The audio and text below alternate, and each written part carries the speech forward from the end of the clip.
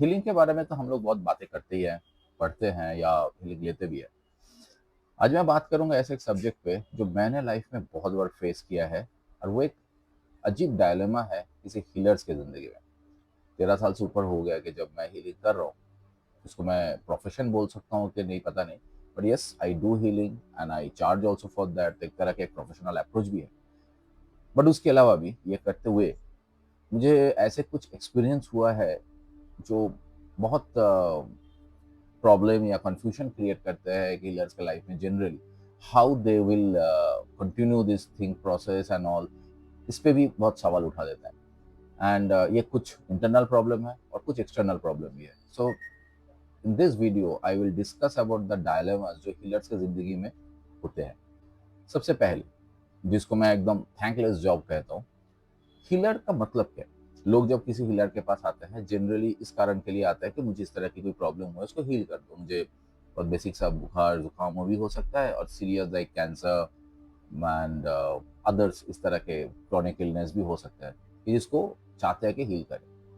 But in this process जब हम लोग हील करने जाते हैं, द फर्स्ट जिसको मैं थैंकलेस जॉब की बात कर रहा हूँ, उसमें क्या होता है कि बहुत टाइम पे ऐसे देखा है कि बहुत सारे रोग बोलो या प्रॉब्लम्स बोलो उनके जिंदगी में आ रहा है, जो आने के पहले ही समझ में आता है। क्यों समझ में आता है? क्योंकि अगर आप हीलिंग को मानते हो तो एक चीज को समझना पड़ेगा, that we all in in all modalities and all we accept that thing कि कोई भी जो भी प्रॉब्लम्स हो, बीमारी हो, जो भी दिक्कत है, वो पहले एनर्जी में आते हैं, देन मैनिफेस्ट होता है। मैनिफेस्टेशन का भी ये प्रोसेस है, क्योंकि पहले वो चाहता है कि वो एनर्जी को ही ठीक करे, तो वो उस तरीके से मैनिफेस्ट होगा। तो इफेक्ट अगर ऐसे करके समझा है कि पहले एनर्जी में होती है, देन वो फिजिकल ग्राउंड पे होता है। So we see that energy, at least I see that energy. तो जब मैं किसी को बोला है कि आपके साथ इस तरह के प्रॉब्लम हो सकता है, या ये प्रॉब्लम आ रहा है आपको, मुझे दिख रहा है कि इस तरह की बीमारी है नॉल, तो बोलता है ठीक है हील कर दो एंड ये ठीक करो, तो हुआ।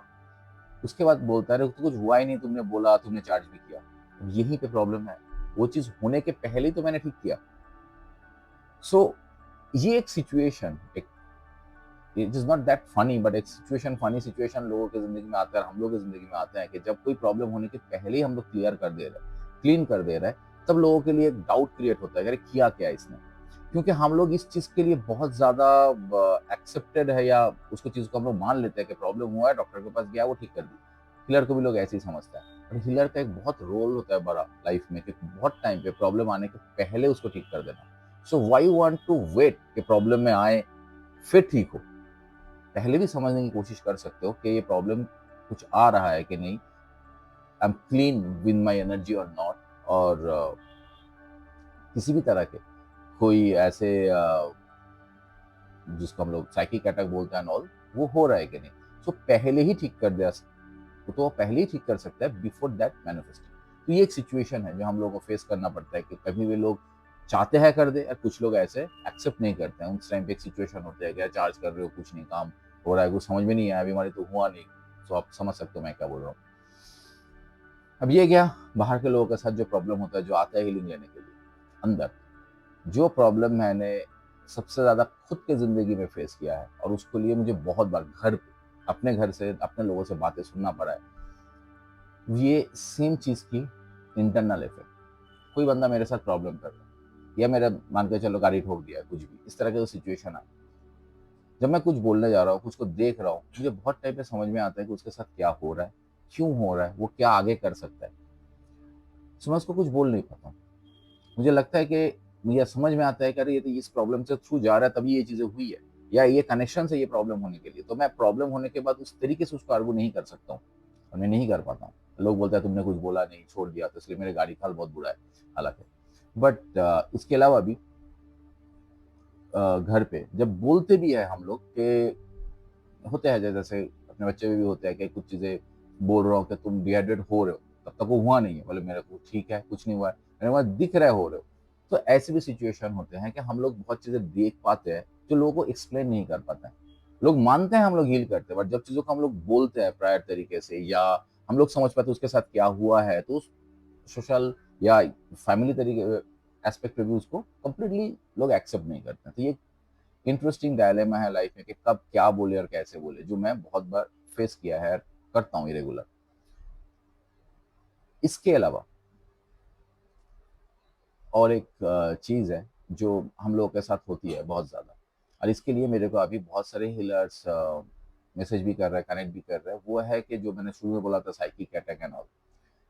सो सब ये सोचते हैं कि मैं हीलिंग किया है, मैं लोगों की सारी प्रॉब्लम्स ले ली, सारे नेगेटिविटी मेरे अंदर आ गया, एंड अब मैं प्रॉब्लम में हूँ, या मैं हीलिंग करने जाऊंगा तो ये चीज़ें मेरे अंदर आ जाएगा, या कोई मेरे एनर्जीज को ले लिया है एंड ऑल। ये सारे जो एस्पेक्ट है किलर का, वो कहीं ना कहीं एक ब्लैक मैजिक वाले एंगल को भी थोड़ा सा हिंट करता है।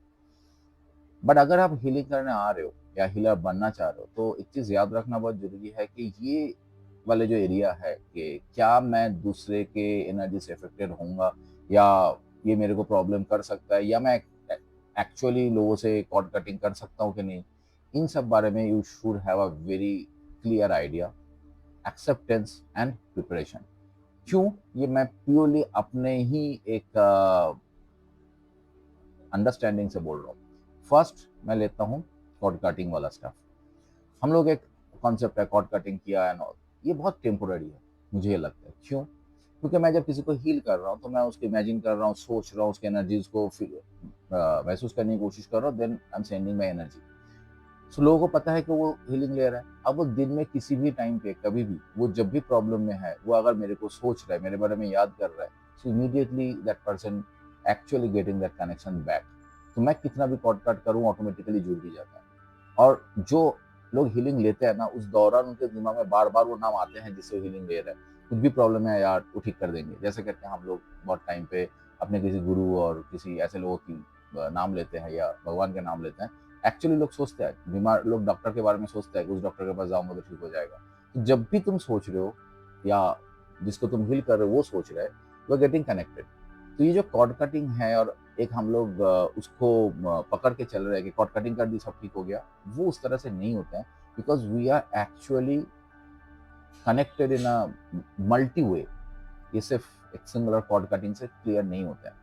तो क्लियर होते हैं कि नहीं है, वो भी एक आंसर है कि एक्चुअली होते नहीं है। क्योंकि हम लोग जितने हीलिंग के दुनिया में अंदर जाते हैं, जितने ईयर्स जाते रहते हैं, हम लोग की जो एरिया है एनर्जेटिक, वो बढ़ता जाता है।